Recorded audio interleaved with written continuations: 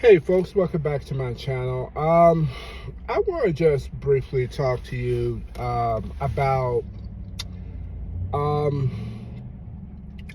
it's a two-part message. The first half, I want to say that hey, those who watch my channel, Berta or martial arts side, thank you for watching. Within this almost year, um, I've gained a lot of followers. I lost a few, but that's okay. Um, I'm still going to press on with my message of drugs, sex, and rock and roll. No, I'm not. It's probably a lot more viewers if I had that type of content, but I'm just pretty simple, pretty much in my lane. I do want to talk about, even when you have obstacles, keep on pressing. If you have custody issues or you got children or stepchildren, either way, both of those could be stressful, being a parent, and you don't be able to give torture to your children until they become a parent. No, I'm joking. I wish kids sometimes understand how much you care and you do what you do to make sure their life is good, but I think it's just your mind's not ready for that. But that's okay. Keep on pushing. I've had many obstacles and disadvantage and a negative card and down 15 points before the game even started. I've had a lot of that, but I keep on pushing. I keep on persevere. I have a lion. I have a big mural of a lion, and I love the lion because of their strength, their fearlessness, and their ability to lead and observe and be wise and powerful at the same time. And that's kind of like my spirit animal, if you can say that. And then in front of me, I have a man with a crown on his head, literally behind my televisions. And it's basically just to remind yourself that you're still king with a crown, even if nobody crown you. Believe that you are, and you keep it moving. So that's something that I feel that I needed to say to somebody who watch it, or you doing the best you can and you working as hard as you can to try to make ends meet and take care of your family or take care of yourself, or you've had setbacks with divorce or whatever that life usually bring you, or death. You keep on persevering, and I know this message is kind of cliche, but you keep on pressing. Even, if you're down, you keep on pressing, because if you keep on pressing, you're moving a little bit further than you were the day before. So, I think that's a good message right there. I want to talk about, self-defense versus less lethal. And my sensei, and you see it on one of my posts, but it's true.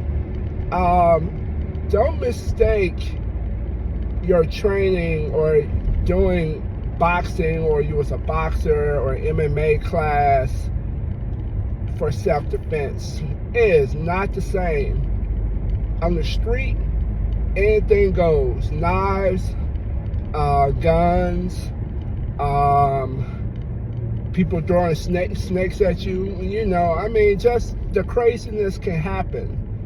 But, you can't prepare for everything. You can't prepare, nor do we have the time to prepare for a car crash, and then somebody coming with 5 guns, and then a 5'10" lady jumping out with knives, and then you fighting nobody. all the stuff that you see in movies that's impossible, it's impossible to train for those. Even if you try to train for all that stuff, it's impossible.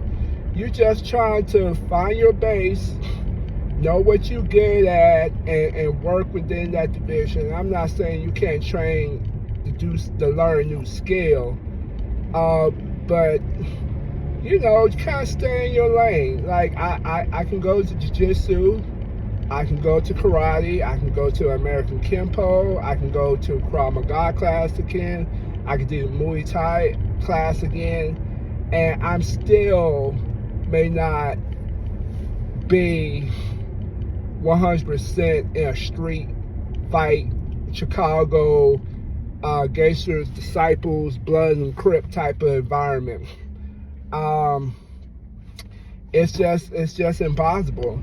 You know, somebody thinks they watch a few Instagram videos and think, oh yeah, I'm just gonna karate chop them, then kick them in the balls, and then I'm gonna flip them up and throw them down.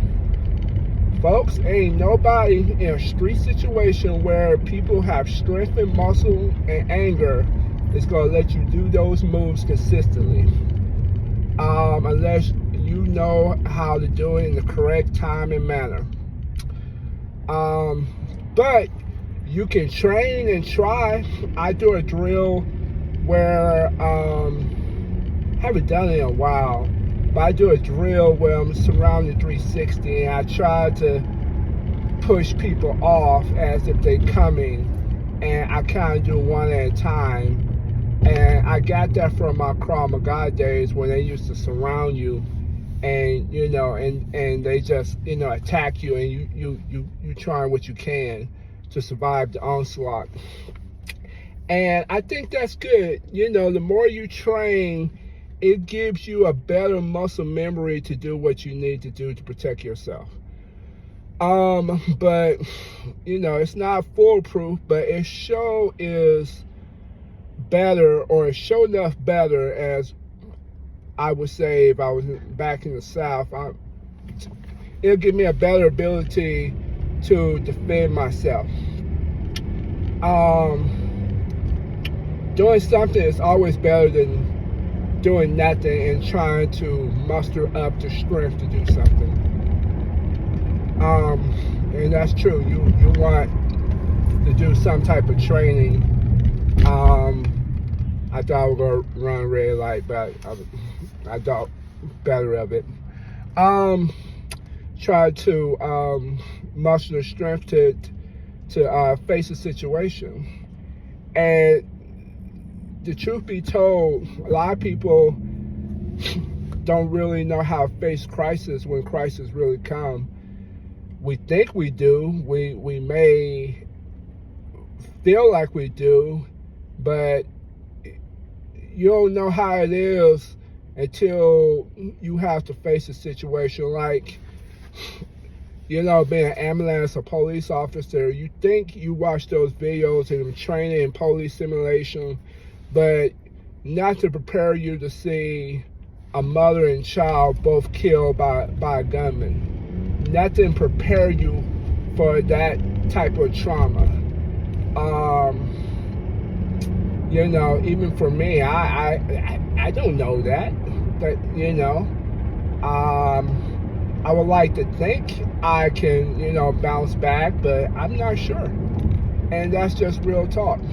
So, you know, just do the best you can to prepare for what you can handle. If you don't do martial arts and you do a simple boxing drill that you saw on Instagram, doing that in repetition is much better than doing nothing. You know, to be master of one move than the master of many things and you know a little bit. And that's true. And you know, street fights are never fun, never safe, very dangerous. A lot of ego and a lot of people recording you.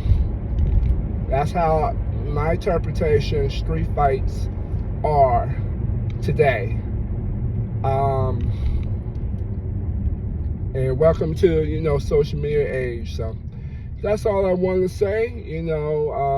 Stay encouraged. Do what you can, and you'll be better than you were the day before. All right.